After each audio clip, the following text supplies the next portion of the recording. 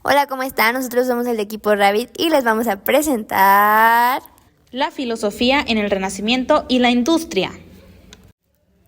Nosotras somos Fátima Marcela González Marrufo, Suria Méndez Cisneros, Keiri Marixel Aragón Ibarra, Carmina Isabel Hugo García, Andrea Elizabeth García Terrones.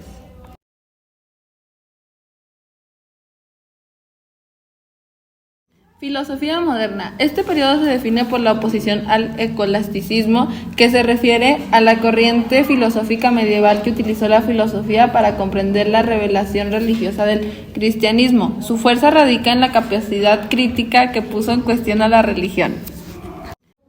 El pensamiento moderno se definió a través de las siguientes características. 1. Autonomía de pensar. Los filósofos modernos comenzaron a poner sus propias normas de verificación, como lo es la coherencia racional, comprobación empírica y duda metódica. 2. Libertad de razonar. La filosofía moderna intentó forjar una nueva concepción del mundo y de la sociedad, y aunque inicialmente no prescindió absolutamente de las influencias religiosas, luego la resolución de los problemas se hacían a través del razonamiento. 3. Libertad individual. Contribuyó a la liberación de la individualidad. 4. Fórmula científica. A través del razonamiento, en esta época comenzaron a estructurarse las ciencias naturales entendidas como un sistema de conocimiento riguroso y clasificado y verificado, convirtiendo a la filosofía en colaboradora de la ciencia misma, que reunió personas con esta doble condición como Newton y Galileo. 5. Laicización. La nueva filosofía planteó tres condiciones importantes que a lo largo del plazo resultaron decisivas. 1. Laicización. Se refiere a la liberación a la influencia religiosa. 2. Extraoficialidad. Se refiere a la liberación de comportamientos imperiales. 3. Situación del latín. El latín buscaba tener auge por encima de idiomas de distintas nacionalidades.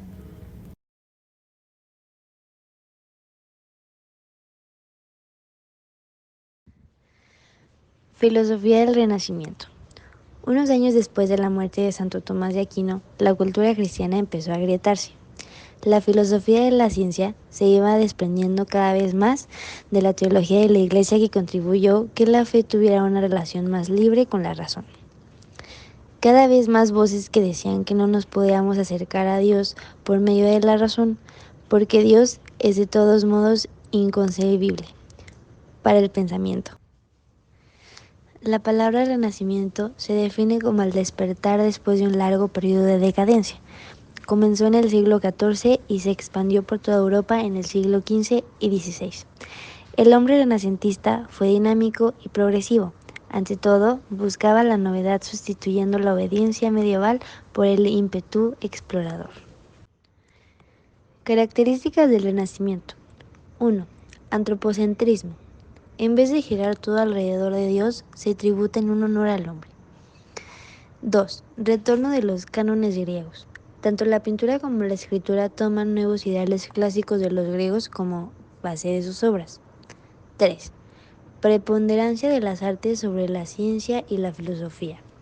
El humanismo renacentista toma a las artes plásticas como el vehículo ideal de sus expresiones. 4. Reforma protestante. El cristianismo se verá escindido por una gran variedad de religiones protestantes. 5. Fin del feudalismo. La época de los castillos toca su fin. Las naciones y las hegemonías dan origen a sus nuevos tipos de culturas. 6. Inventos y descubrimientos. La imprenta revolucionará toda la producción literaria. También se da el descubrimiento de América y da origen a una expansión en el mundo económico.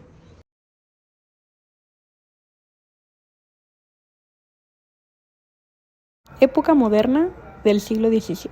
La filosofía del siglo XVII representa el momento en el que el nuevo pensamiento moderno alcanza su madurez efectiva, siendo más creativo y productivo en la historia de la filosofía, que incluso podría afirmarse que es el más creativo después de la época clásica griega. Características de la Edad Moderna. Se separan del Renacimiento en cuanto a que éste había negado los presupuestos de la ideología medieval, buscando nuevos caminos para el pensamiento. La nueva orientación filosófica estuvo determinada por la publicación de dos grandes tratados de contenidos distintos que dieron inicio a la filosofía racionalista. La filosofía del siglo XVII Sostuvo como característica fundamental una gran problemática entre dos grandes corrientes rivales del pensamiento, el racionalismo y el empirismo. El principal representante del racionalismo fue Descartes.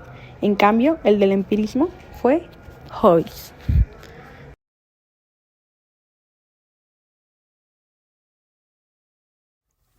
René Descartes.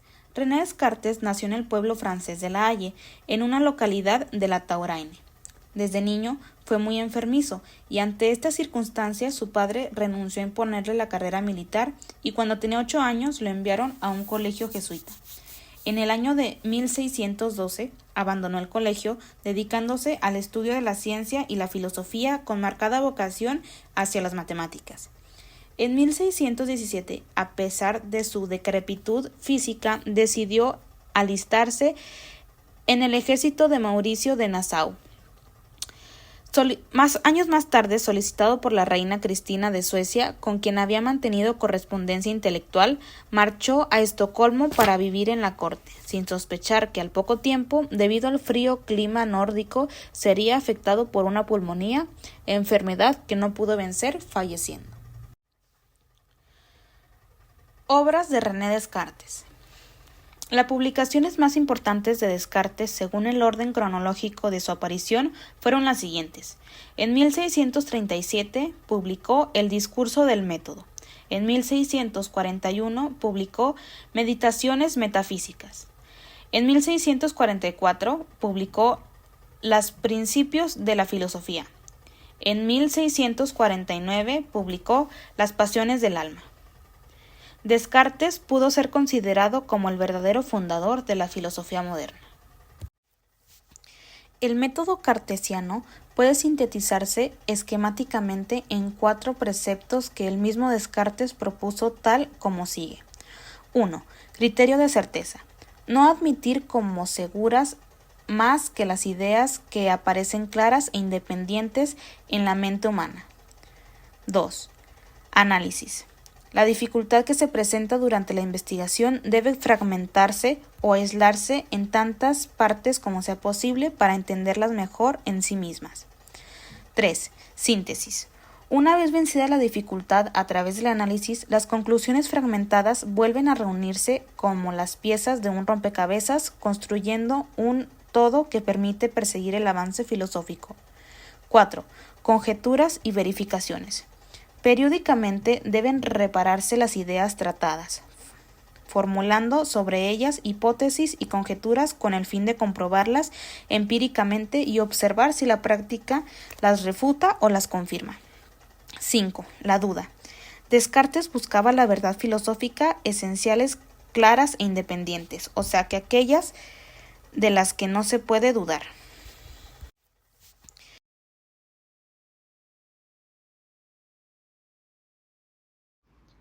Thomas Hobbes, en Gran Bretaña, surgió una de las más importantes corrientes filosóficas, que gran parte se definió por su oposición al racionalismo al sustituir la razón por la experiencia como base de su sistema, y ser más inductivas que deductivas. Thomas fue el principal exponente de esta corriente filosófica. Por lo tanto, hablaremos de él. Thomas Hobbes nació en Malmesbury, hijo de un clérigo. En Oxford recibió la enseñanza tradicional basada en la filosofía aristotélica y escolástica, que posteriormente rechazó por considerarla falsa. Este personaje fue un pensador especializado en la filosofía social y la política y desde luego no es ningún metafísico ni un teórico del conocimiento y el sentido científico. Hobbes fue el creador de expresiones que han pasado al lenguaje común como elementos de la filosofía popular, como el hombre es el lobo del hombre, y la perspectiva de la sociedad como guerra de todos contra todos. La Ilustración. El siglo XVIII ha pasado a la historia con el nombre de el siglo de las luces, significándose con ello su oposición a los siglos de las tinieblas, entendiendo por ello el mundo de la cultura y el pensamiento dominados por la escolástica y la metafísica. Los ilustradores se caracterizaron por un esfuerzo dirigido al articular su labor intelectual, combinándolo con la intención de proselitismo divulgador. Ellos estaban dispuestos a combatir contra la Iglesia para la posesión y el control monopolizador de la cultura. Características de la Ilustración. 1. Inducción. Directa observación de los fenómenos naturales. 2. Autonomía. Se amplió la autonomía del pensamiento racional. 3. Cientificismo. Hicieron suyo el descubrimiento de Newton, el cual sirvió para afianzar la noción de un orden cósmico y para valorar aún más los datos obtenidos de la observación directa de la naturaleza. 4. Anticlericalismo.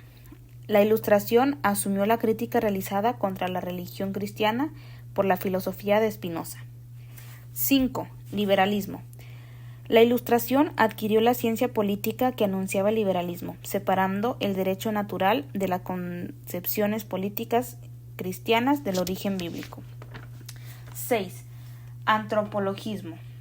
Se consideró que el único tema digno de estudio para el hombre era el hombre mismo. 7. Humanismo.